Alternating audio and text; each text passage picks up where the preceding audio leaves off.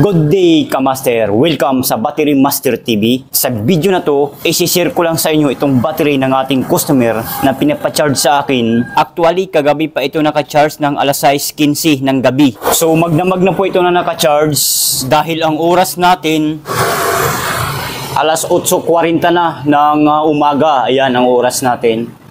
So, magdamag na nakacharge ito na battery. Ito ay nakakabit sa sasakyan ng ating customer na Ford Raptor. Actually, 2 beses na niya pinapacharge ito na battery. Hindi ko alam kung anong problema sa sasakyan nila. Kung sa sasakyan ba talaga nila mismo ginagamit ito o ginagamit nila pang generator o kung ano man. Hindi natin alam kasi 2 beses nang pinapacharge sa akin ito. So ngayon pinapacharge na naman. Ang size o sukat sa battery na to din 77, pero di natin matyak kung ito ba ay gold kasi walang sticker na nakasulat sa harapan. Made in Thailand siya, hindi siya gawang Philippines, hindi gawang Motolite, gawang ibang bansa to. Disclaimer lang, hindi po ako magaling sa kaalaman patungkol sa battery. Ang aking kaalaman ay actual experience lang sa pagbabattery dito sa Battery Master Motolite. Ang sabi ko sa may-ari nito, "Sir, balikan nyo bukas ng umaga. I-charge ko ito ng magdamag." So atin na ngayon itong aalamin kung full charge na ba ang battery na to. Dahil naka 14 hours na mahigit ang pag-charge sa battery na ito. I-off muna natin dito sa kanyang switch. Ayan, naka-off na yan. At tanggalin natin dito sa pagkasaksak niya. Ayan.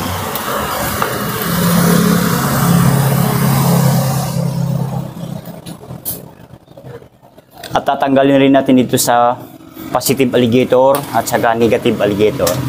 So iti-tester natin kung full charge na nga ba ito. Positive at sa negative. Ayan.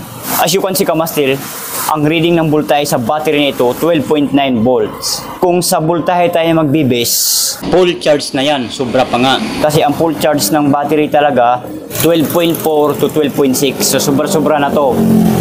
Pero hindi po tayo magbibis sa voltahe ng battery kasi paminsan-minsan madaya ang voltahe ng battery. Hindi accurate sa specific gravity ng tubig ng battery. Kung may bukasan lang sana ito, pwede natin buksan para ma-check ang specific gravity ng tubig. Kaso wala eh, hindi natin ma-check ang tubig nito sa loob.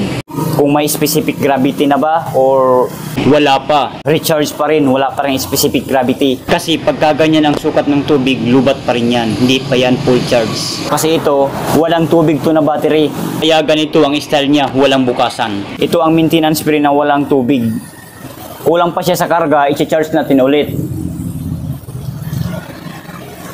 Para pagkabalikan ito ng may-ari, full charge na. Kung kunin naman niya ito ng tanghali or di kaya hapon, full charge na talaga to.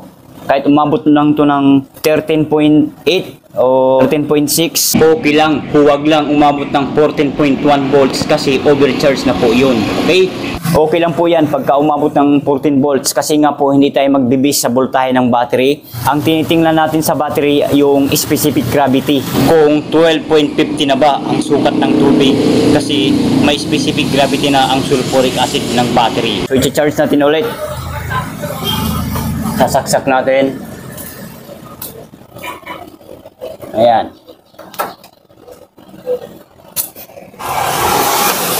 At i-open natin. So ayan, tumaas ko agad ang gauge ng ating charger. So nag-charge na po yan. Okay?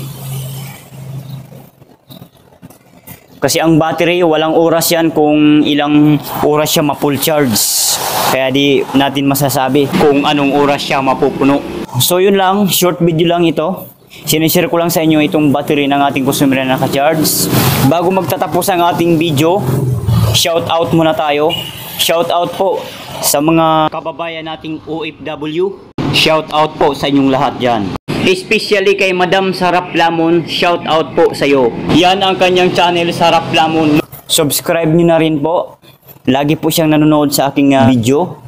At sa ating mga silent viewers na hindi nagsasawang nanonood ng ating mga video, shout out sa inyong lahat. At dyan sa ating solid supporters, ang pinakamaraming nanonood sa ating mga video, number 1, ay taga Davao po. Puro taga Mindanao ang maraming nanonood sa ating mga video. Sa ibang bansa, kukunti lang. Saudi, Malaysia, US, Canada, Hong Kong, at iba pa. Mas marami pa rin ang Philippines dito sa ating lugar sa Pilipinas. Proud ang Pilipino. Mabuhay tayong mga Pilipino. Hindi ko na po kayo isa-isahin. Hahaba ang ating video. Ika nga, kung may pangarap ka sa buhay, magsipag at magtiyaga. Dahil pag may tiyaga, may nilaga. Dami ko nang sinasabi. Yun lang, and maraming salamat sa inyong panonood. Kung nakatulong ang ating video, please give me a thumbs up. Share nyo na rin sa mga friends. Kung sa tingin nyo na matutulungan ang ating video, huwag kalimutan pindutin ang subscribe button. Pindutin nyo na rin ang all para ma-notify kayo kapag may new videos kaming ina-upload. Bye!